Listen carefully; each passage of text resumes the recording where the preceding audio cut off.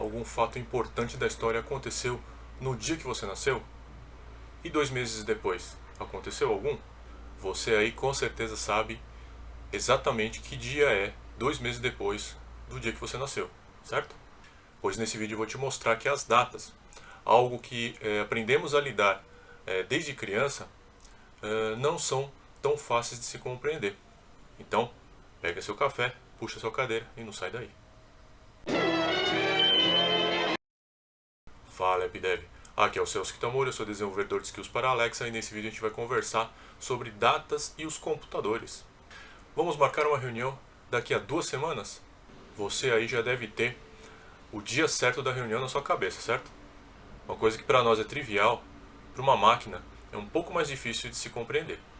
As datas e os computadores são de certa forma incompatíveis.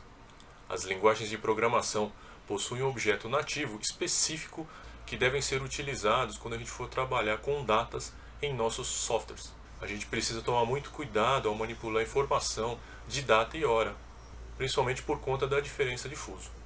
Mas antes de falar da relação entre datas e os computadores, vamos ver um pouco de história. Se você passou dos 30, com certeza já ouviu falar do meridiano de Greenwich.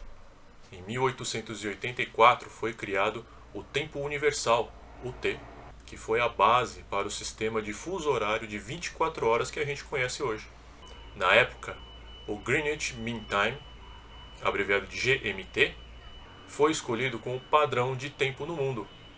A linha de referência, ou ponto de partida, o Prime Meridian, foi determinado como sendo uma linha imaginária que atravessa o bairro londrino de Greenwich, onde fica o Observatório Real de Greenwich.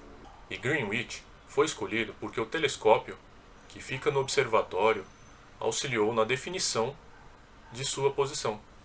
E aí, em 1960, o conceito de UTC, ou Coordinated Universal Time, foi formalizado e colocado em prática no ano seguinte, aposentando o GMT. Mas por quê?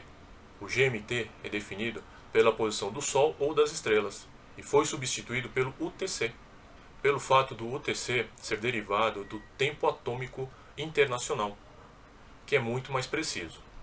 Até aí, tudo bem, certo? O conceito de fuso horário é bastante utilizado no nosso dia a dia. Agora vamos ver como o computador lida com elas. A era Unix começou a 0 hora do dia 1º de janeiro de 1970, UTC. O nome vem do fato dessa data ser o marco zero do sistema de calendário utilizado pelo sistema operacional Unix. E o horário Unix é o número de segundos passados desde o marco zero e é utilizado em sistemas operacionais do tipo Unix, bem como outros sistemas. Por exemplo, o objeto date do JavaScript guarda o número de milissegundos passado desde a 0 hora do dia 1º de janeiro de 1970. E qual a motivação disso tudo? Apesar do calendário gregoriano facilitar o raciocínio cronológico para os humanos, para as máquinas é um pouco mais complicado. Imagina duas datas, 25 de junho de 1975 e 26 de julho de 1974. Qual delas aconteceu primeiro? Para nós humanos isso é quase que automático. Agora imagina isso para uma máquina. Todos os campos da data precisariam ser analisados separadamente para se chegar a uma conclusão.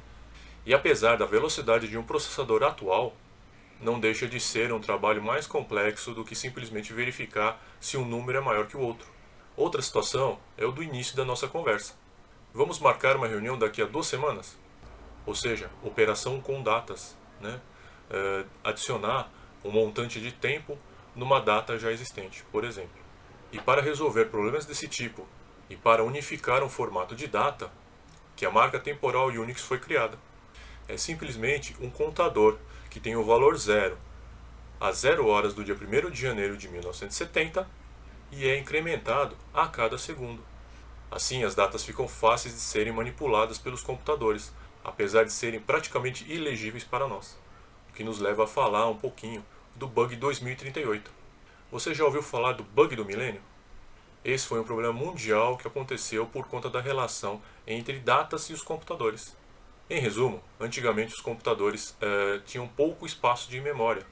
Então eles utilizavam duas posições, ou seja, 2 bytes, para tratar e armazenar o ano de uma data qualquer. E o grande bug era o que aconteceria quando a gente chegasse no ano 2000. As datas dos computadores passariam de 99 para 00, e havia a possibilidade dos computadores se confundirem e acharem que estavam no ano de 1900, ao invés do ano 2000, gerando grande confusão nos sistemas mais antigos da época, e milhões de dólares foram gastos na atualização dos sistemas que poderiam sofrer desse mal. E a gente pode marcar uma outra conversa sobre esse capítulo da história dos computadores que causou comoção em todo o mundo. Mas já vou dar um spoiler aqui. Nada de grave aconteceu e nenhum avião caiu. Então, se você quiser saber mais sobre o bug do milênio, comenta aqui embaixo. Bom, voltando ao bug 2038. Pois bem, formatar as datas com a marca temporal Unix resolveu um monte de coisa.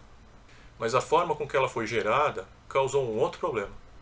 O tipo de dado que foi utilizado para armazenar a data foi um inteiro de 32 bits do tipo Signed, ou seja, com sinal.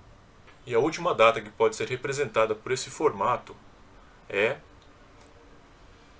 3 horas, 14 minutos, 7 segundos de 19 de janeiro de 2038. Depois disso, a data será representada por um número decimal negativo que pode corresponder ao ano de 1970 ou 1901, gerando erros de cálculo e de funcionamento na maior parte dos sistemas em execução.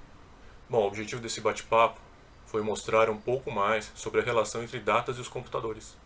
O assunto é bastante interessante, então se você quiser que eu volte a esse assunto, comenta aqui embaixo também. Agora a gente está pronto para ver como trabalhar com datas e colocar a mão na massa, ou melhor, a mão no código. E por hoje é só. Se você quiser saber mais sobre como aprender a programar, eu tenho um e-book chamado Como Aprender a Programar do Absoluto Zero, que está gratuito por tempo limitado, e o link para você baixar esse e-book está aqui no primeiro comentário desse vídeo. Esse e-book não vai te ensinar a programar, mas ele vai aí te dar dicas, mostrar o caminho das pedras para você aprender a programar de um jeito rápido e profissional. Alexa, abra palavras finais. E se você gostou deste vídeo, dá uma curtida nele e aproveite para se inscrever no Então dá um canal. joinha.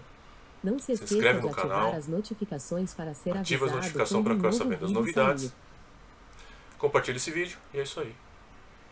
Até a próxima!